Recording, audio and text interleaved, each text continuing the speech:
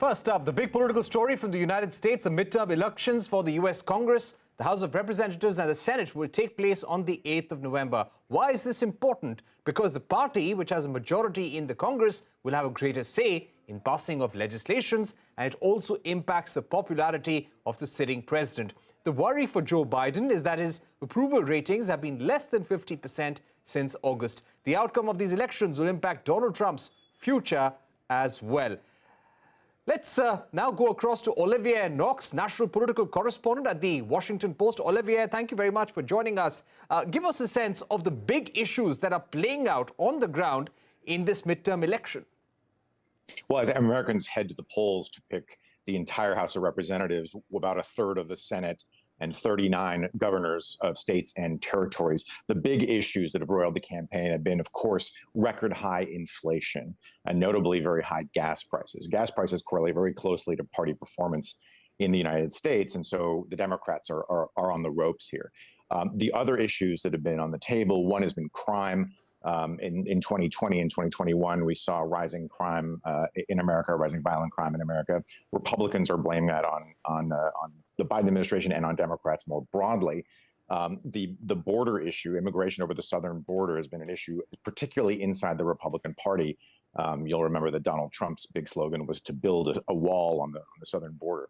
And then in late spring, early summer, the Supreme Court kind of lobbed a grenade into the political landscape with a decision that rolled back Roe versus Wade. That's a basically 40-year-old decision that guaranteed women in America access to abortion. But they rolled that back. A number of states now have made it illegal, and Democrats think they can harness anger among women nationwide to maybe limit the damage of the midterms. Right. Also, how many Donald Trump-backed candidates in this election? And if they do well, what does that mean for Donald Trump? Well, if he does well, particularly at the House level, it'll mean that he'll have enormous influence over the legislative process. Now, the assumption right now, the basic conventional wisdom is that the Republicans will retake the House. Control of the Senate is something of a coin flip.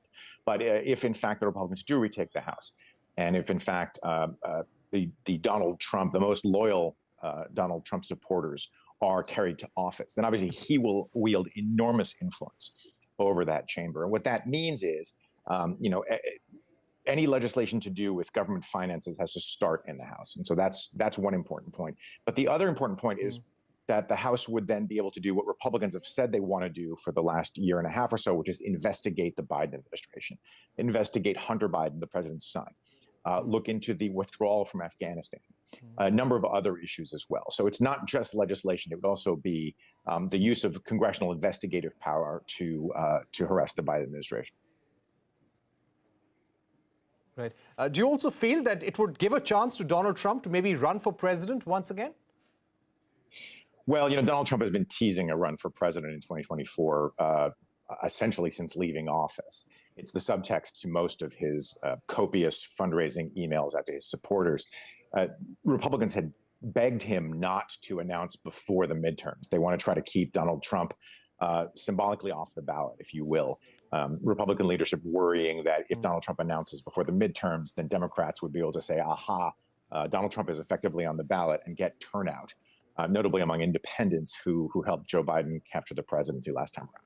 So we're going to be watching very closely, not just in the run-up to these midterms, but afterwards. Look to see if a lot of Trump supporters win. He will no doubt come out and take credit for their victories. And then, of course, it would increase the likelihood that he would run in 2024.